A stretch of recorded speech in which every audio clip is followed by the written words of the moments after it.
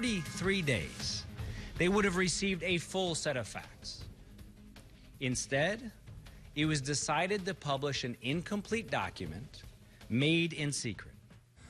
The governor fights back as a special committee releases its findings. KOMU 8 News at 6 starts now. The culmination of an investigation into Governor Greitens ended today as a special committee released its findings. Good evening, everyone. I'm Jem Reek. And I'm Tyler Emery. Thanks for joining us. We've had team coverage down at the Capitol following this story all day. Here's a live look now at the press conference over the investigation, which is set to start very soon. When it does happen and begins, we'll bring it to you live. But first, we go to KOMU 8's Lydia Nussbaum to tell us what's in the released report from the special committee and what you need to know about it. The report by the Special House Committee was released just about an hour ago. It's a 300-page document that I've only had a few minutes to go through. It includes transcripts, a report, and exhibits detailing the investigation. The transcripts include testimonies from Governor Eric Greitens' former hairdresser detailing their alleged sexual encounters. She described the sequence of events on March 21st, 2015, the day of the alleged incident. The hairdresser said she went to his house and changed into clothes Greitens had laid out for her. The witness then told the committee Greitens blindfolded her and taped her hands to a pull-up ring and tore her shirt without her consent. She described hearing a sound of a cell phone camera and seeing a flash through the blindfold. The documents then say she was upset and collapsed on the floor. She alleges that he consoled her, but then he started fondling her without her consent and exposed himself. Later that day, she testified she spoke to him and said, quote, "You took a picture of me," and Greitens responded, quote, "I know." She also testified he slapped her multiple times throughout their relationship. We'll be sure to keep you updated on the more information that we get from this report. Reporting in the state capitol, Lydia Nussbaum, KOMU 8 News. Now, Governor Greitens held a news conference just after 4 this afternoon from his office, calling the House Investigative Committee's report one-sided tabloid trash gossip less than an hour before it came out. Greitens said the committee did not accept testimony from anyone on his defense team. Throughout the news conference, he continued to call the allegations against him lies, specifically saying fake charges and falsehoods aren't going to stop us. This was a private mistake that has nothing to do with governing and shouldn't be about politics. But people are turning that personal mistake into a political spectacle and telling new lies about it. Greitens said the truth will come out during his trial scheduled in May. In the report, it says the committee does not have any physical or electronic evidence of the alleged photograph or its transmission. And here's what's happening right now. We will take a live look at the House chambers where the Republicans will go first with a news conference about the investigation. In fact, let's go to that right now. Misconduct by Governor Greitens. I want to thank the committee, which included lawyers, law enforcement officers, and other members with diverse professional backgrounds from different parts of the state. Their job was not to make their own conclusions, but to hear testimony and to judge the credibility of witnesses. Let me be very clear about this. This is not a witch hunt, and the committee had no political agenda. The committee's task, and its only task, was to conduct the fairest, the most thorough, and timely investigation possible. Before issuing the report, the committee repeatedly gave the governor the opportunity to testify with his version of the facts. That invitation remains open. In regards to his pending legal proceedings, this report, and I want to be clear about this, does not pass judgment on the governor's guilt or innocence. That is appropriately for the courts and a jury to decide. But the legislature is a separate and co-equal branch of government with a separate responsibility entrusted to it by the Constitution. The House leadership team and the Senate leadership team take this responsibility very seriously. The testimony outlined in the report is beyond disturbing. To that end, the Special Investigative Oversight Committee voted to continue its work to gather additional information that comes to light, and also to expand their mission to provide members a recommendation of any and all appropriate disciplinary action of the governor.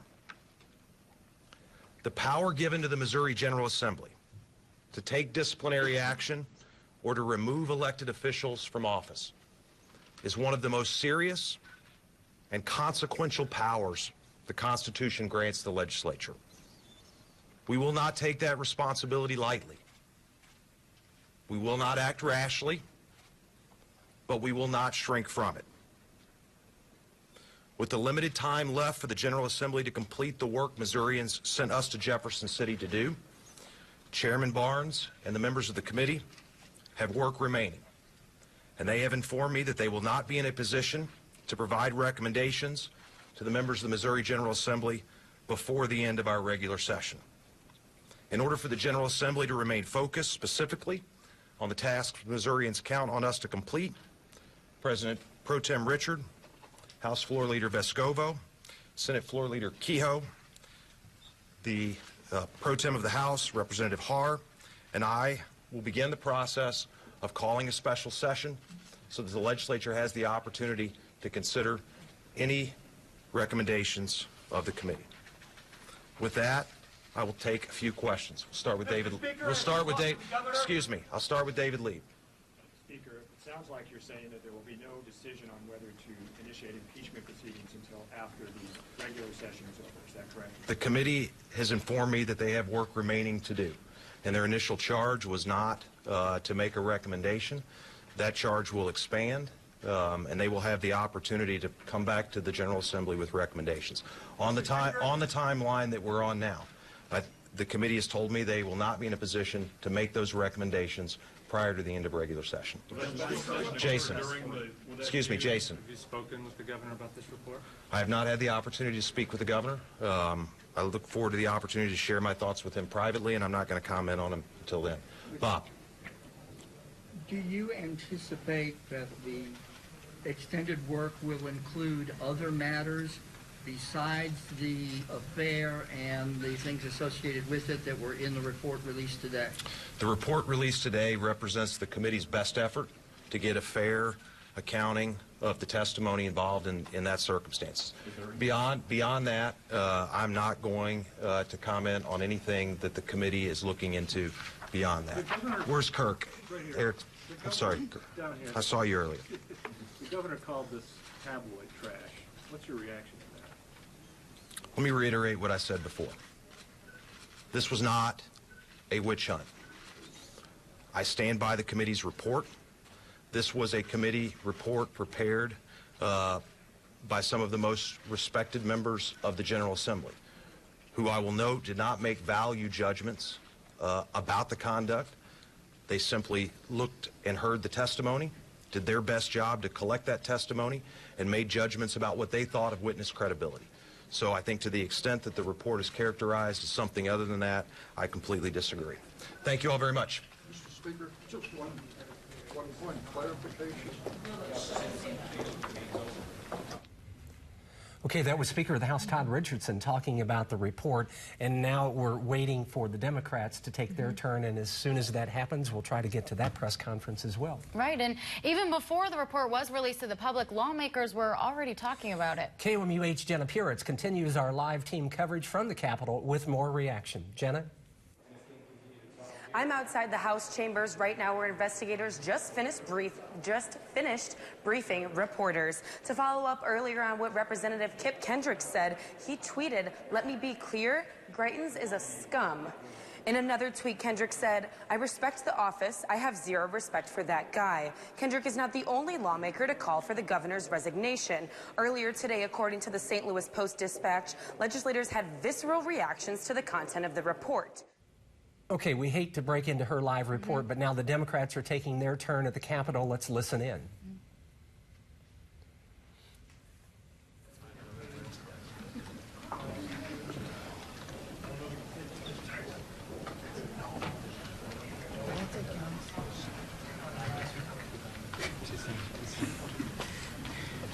Good evening. I am House Minority Leader Gail McCann Beatty. I'm going to start by giving a quick statement, and then I'll answer questions. First of all, my heart goes out to Mrs. Greitens, the children, the victim, her children, and any woman who has been subjected to sexual abuse. After taking a little time to process the initial committee report and then listening to the governor's comments, it is clear to me that this governor must resign, and if he fails to do so, I believe we should begin impeachment proceedings.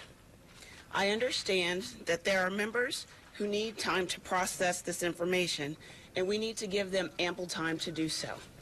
So with that, I will take questions. Speaker Richardson said that he was looking at calling the legislature back into a special session in order so you can get the rest of the work done before May 18th.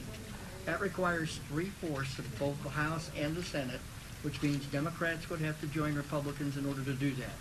Is that possible? Is it possible? I think it's possible, but probably about 5 weeks premature. We still have 5 weeks to do the work that we are here to do, and this is probably the most important thing that we could do at this point. So will your party support the call for a special session, or your caucus? I think that is to be determined. How much time will you give Governor Greitens to resign before moving forward with impeachment then? At this point, I think the committee is still meeting. They are still moving forward. I think we are already in that process. Do you want the committee to complete, you don't want the committee to complete its work before moving ahead with impeachment proceedings? I think the committee is going to go ahead and complete their work. We just saw a governor that took absolutely no responsibility for anything at all. It was an absolute disgrace. He was absolutely dishonorable, and it is time for him to resign. So yes, we need to move forward. What was your thoughts whenever you read through the report? It was horrifying. It was horrifying that anyone should have to go through something like that. And he clearly used his power to manipulate her. Now, he, of course, claims innocence. He said that the trial in St. Louis that starts the Monday of the last week of session will clear him. If it does, do you have anything you can impeach him on? As the committee proceeds, I think we will see what else they come up with. But our proceedings do not rise to the level of criminal charges. And therefore, I think what we have seen so far is enough for impeachment. Would you like to see the committee come up with other findings on campaign finance or Confide or one of those other issues? I think that makes the case stronger. Are you considering a suspension of the rules motion in order to get an article of impeachment before this body, before the regular session Senate adjourns? That will be, the articles of impeachment have to come through the committee. Rules that could be suspended by a vote of the House. Well, unfortunately, I don't control the House, so the Speaker would control that process. So I can't say that that could be done. What do you think we should all learn from this? Wow. I think one that, we hear a lot of talk about our legislators and our politicians and being corrupt and not being honest and all of that. I stand here with a group of people with the utmost integrity who are very much concerned about the citizens of Missouri. And what I saw today was someone that had zero integrity and basically simply lied to the people of Missouri. Do you know when it was scheduled to have the House in a technical session on Monday? Do you know when that was determined? I do not. I guess I found out maybe a couple days before. I will tell you, this whole week has kind of been in flux, and things have been a moving target. There was talk of technical, then there was talk there wasn't going to be a technical. So it has been a kind of a moving target. Democrats have been a minority in this building for years now. How do you plan to use this as fuel for the midterms that are coming up in the fall? First of all, this is not an issue for which we should be playing politics with. This is an issue that there is someone that is here that is supposed to lead our state who cannot do that, does not have the ability to do that, and quite frankly doesn't deserve to do that. Are you giving more weight to the House investigation or the federal investigation? Clearly, we are judging based on our House investigation. Woodley or Beatty, I know this is a small part of the report, and most of the attention is on what the governor is accused of doing. But near the end, it says that the ex-husband was paid $15,000 for his legal funds. Is your caucus concerned that identified money could be an interest group that could benefit from Greitens leaving office potentially? I don't know that, and I have had no conversation with committee members to be able to say whether that is something that they actually looked into or not. So I can't really say. Has the House Speaker talked to you about his special session plans, when he'll start on that? The first I heard from the Speaker on the special session plan was when you all heard it. So I've had no conversations with him about that. Do you believe that this committee and the publicity around it has set the legislature back any bit this session? Oh, absolutely. I don't know that outside of the budget, because we are constitutionally obligated to do that, that much of anything will get through at this point. I mean, this is, and quite frankly, maybe it shouldn't. Quite frankly, this is the most important thing we need to do this session other than pass a budget. What do you say to people who say, this is something that happened before he was governor, it's a private affair between him and his family and the lady involved, and you guys shouldn't be looking at it? I think if you look at the Constitution and what it speaks to in impeachment, it clearly allows us to look at this. We are looking at his integrity. We are looking at moral turpitude. It does not necessarily say that it has to be, that all of the things considered has to be while in office. And he was clearly a candidate at the time in which all of this happened. At the same time, the way it's structured, if the House voted impeachment articles, judges, not politicians, would decide the outcome. Is there enough of a legal argument here to convince judges that ouster is the right response? I can't tell you that because I'm not one of the judges that would be making that decision. Okay, with that, I think that's it. Thank you. Okay, so we've heard from the Democrats, the Republicans. It sounds like the lawmakers have a lot of work to do, and so do we. Right, there's a lot to sift through, and we'll continue to bring you more information throughout the night with more live coverage from the state capitol. If you'd like to see the report for yourself, we have details on how to access it on our website. We also have the full statement from Governor Greitens on our website as well. That's KOMU.com. We'll be right back. Never be surprised by the weather. Download the free KOMU 8 Weather and Traffic app. Brought to you by Central Bank of Boone County.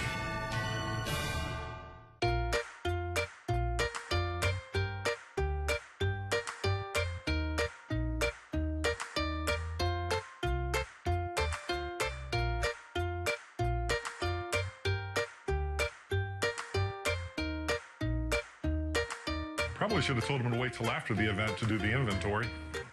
Yep. Save big on a new vehicle during the spring sales event at Capitol Chrysler Dodge Jeep Ram. Hurry in before they all drive away. Seriously? Next wheel, one of these players.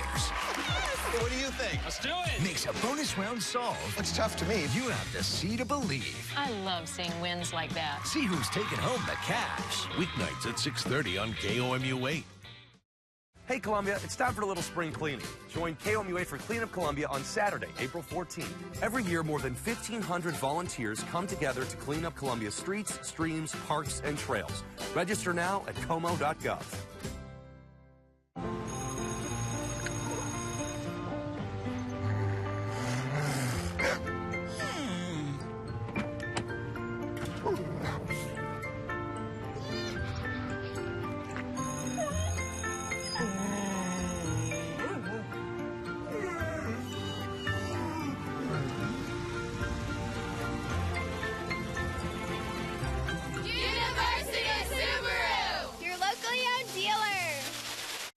One day only, this Friday the 13th, earn a 13-cent Hy-Vee Fuel Saver discount for every $20 you spend.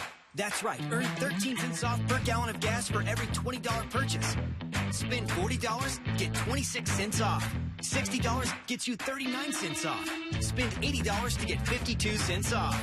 And spend $100 and you save 65 cents on every gallon of gas. It's your lucky day this Friday the 13th. The more you buy, the more you save, only at Hy-Vee. Call us about the seams on the back of your house so you can save thousands. Call now.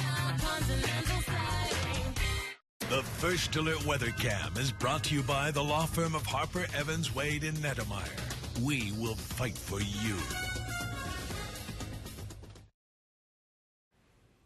All right, welcome back to KMUA News at 6 o'clock. Live look over downtown Columbia on our First Alert Weather Cam from top of the roof there. And it's a very warm day today. Some sunshine finally came out as well. Temperatures in the 70s, 76 in Columbia, 77 in Jefferson City, 78 in Boonville. Some of us getting close to 80 degrees today. And we do, again, have a little break in the clouds, especially right here in central Missouri. Now we have this warm front up to our north. It's cold front over in Nebraska. This is actually going to swing down and around and then roll through the area. So let's go ahead and track that here. And that's really going to impact us on our Friday, but it's going to keep us very warm tomorrow. So looking at this hour by hour, the cloud cover we're seeing now clears out tonight. We are abundantly sunny on our Thursday here. It's still going to be windy tomorrow, though. Some gusts will be around 35 miles per hour. Once again, bringing in this warm air, and we're kind of right in here in this heat pocket of this system. That's why we're so warm.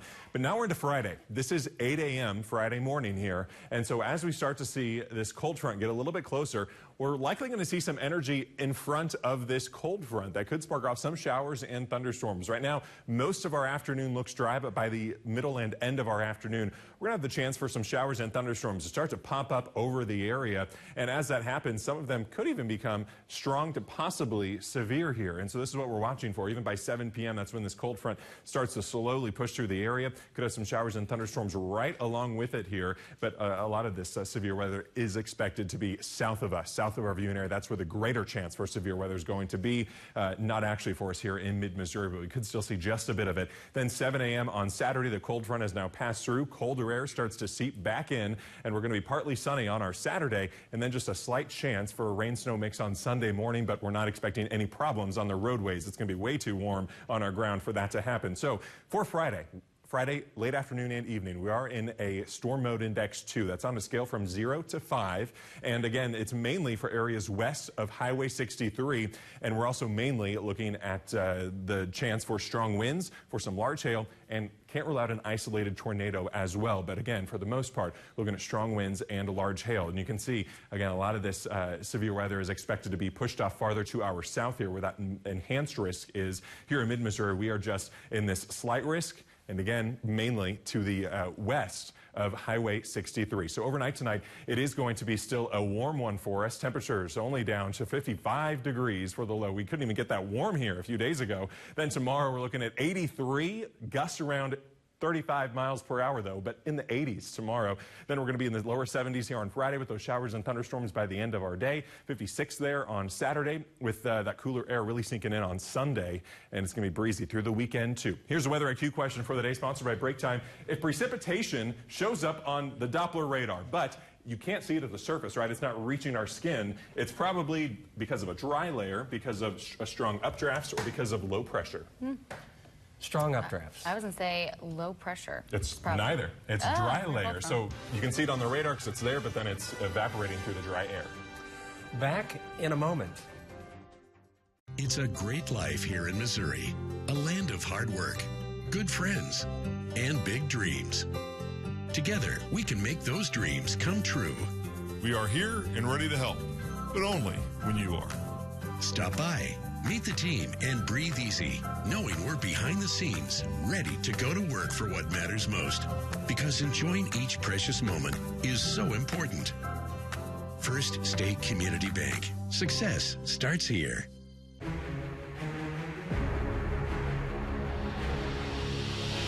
That's number 41.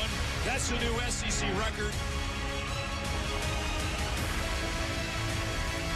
That's the second week in a row. He has absolutely obliterated the quarterback. Locke wants to throw, looking, has time, pumps now, fires right side behind the defender. Hall, touchdown Missouri. This guy is unbelievable. Order your tickets before the April 14th spring game and receive a free Drew Locke bobblehead.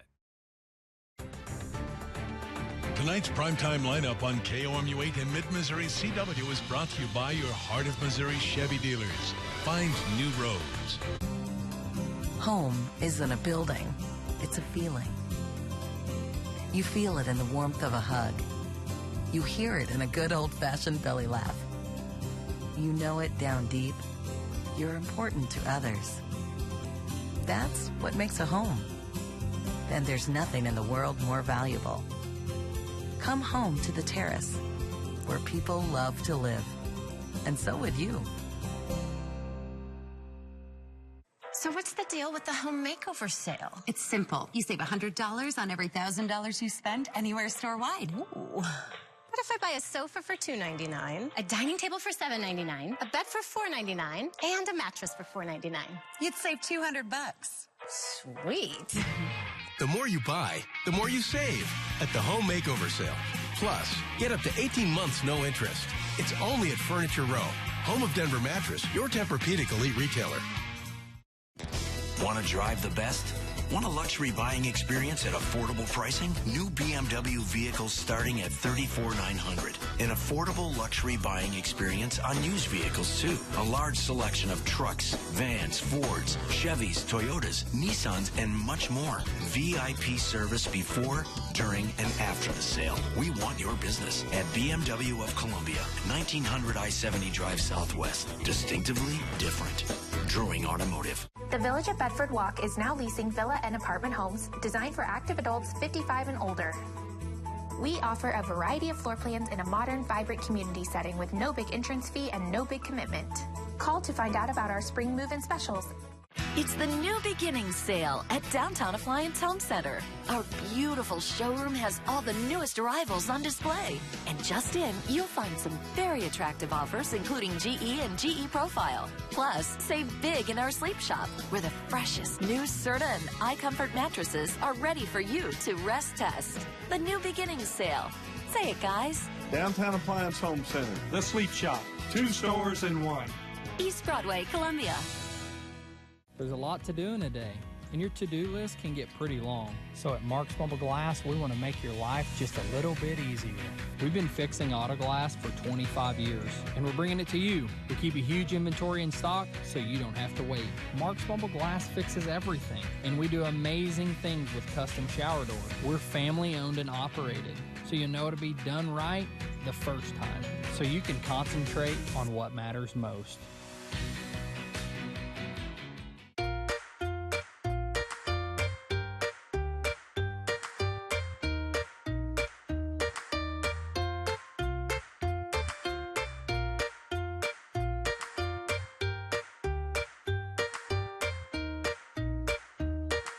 Probably should have told him to wait till after the event to do the inventory.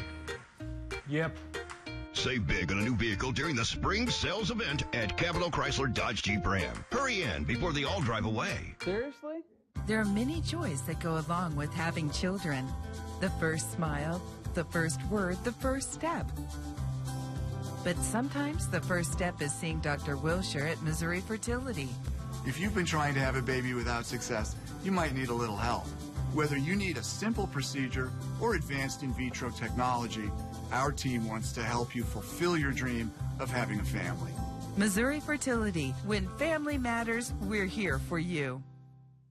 Saturday, April 21st, it's Wise Brothers' Big Spring Public Consignment Auction with a huge selection of tractors, planting and seeding equipment, trucks, and other farm machinery for immediate sale. And a barbecue lunch will be available. Starts at 10 a.m. sharp and lasts until everything's gone with online real-time bidding through bidspotter.com. Where'd you say? Saturday, April 21st at Wise Brothers, just north of I-70 between the Millersburg and Hatton exits. Wise Brothers, a friend of Missouri's farmers since 1927.